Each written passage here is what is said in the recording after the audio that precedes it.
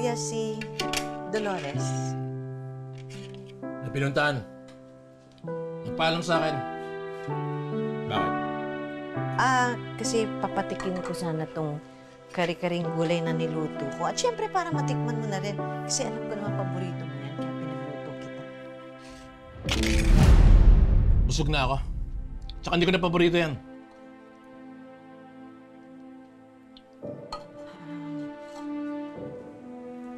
Kuya, sabihin mo na lang sa akin kung anong gusto mong kainin, tapos lulutuin ko.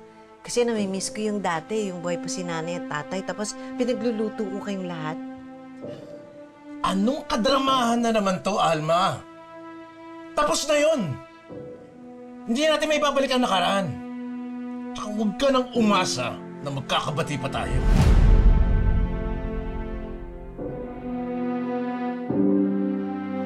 Malaki ang atraso mo sa akin. At hindi ko makakalimutan yun. Hinanapan kasi ako lagi ng mali. Palibasa, paborito ka. Kaya ikaw lagi yung tama. Aba, sumusobra ka na, kuya, ha? Ano, papalag ka? Ha? Pag tumama yung kamay mo sa kapatid mo, huwag ka nang umuwi. Kalimutan mo na may pamilya ka. Pasalamat ka na awa ko sa'yo. Pinatid na kita rito. Kuya, wala na ba talagang halaga sa'yo yung pagiging magkapatid natin? Kahit konting malasakit lang. Bakit pa? Alam mo, nung umalis ka sa bahay na to, kinaya ko naman Ito, naging maginhawa ang buhay ko. Dahil wala kasi nakikialam Tapos ngayon babalik ka, pakikialaman mo ang buhay ko.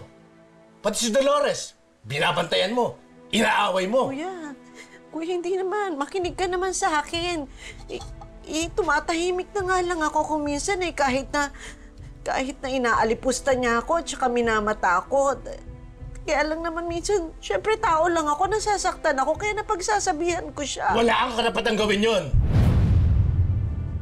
Kuya naman, buksan mo naman ang puso mo para sa akin.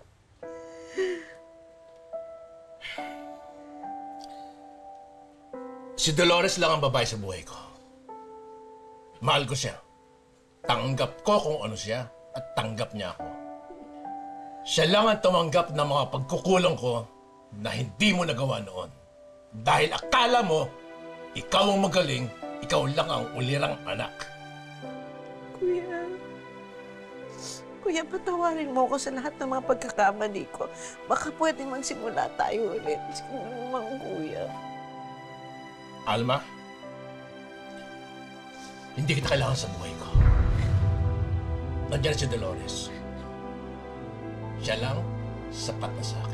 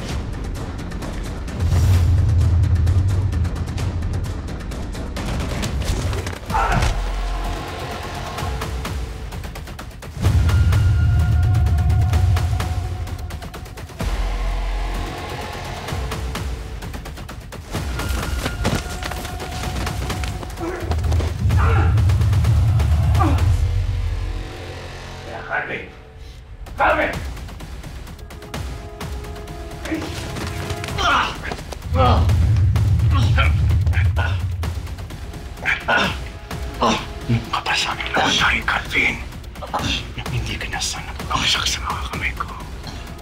Ha? Hindi ka na. Hindi ka na.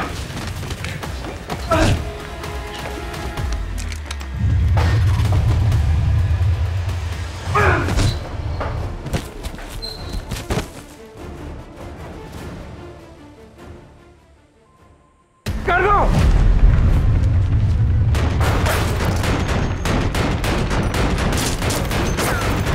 Senyor, kami nang bahala rito. Habulin niyo ng malaking isla!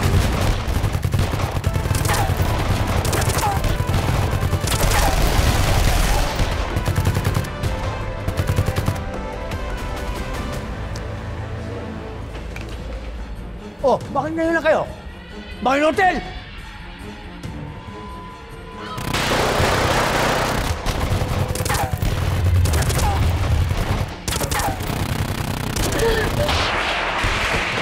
William! Hindi tayo pwede mamatay dito, William! Lumaban tayo! Kailangan umalis tayo. Marami sila. Mamamatay tayo dito pag hindi tayo umalis. Sige na! Okay!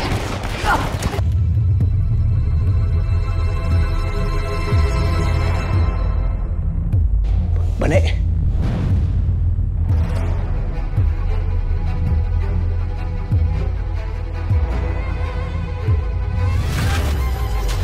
Bane!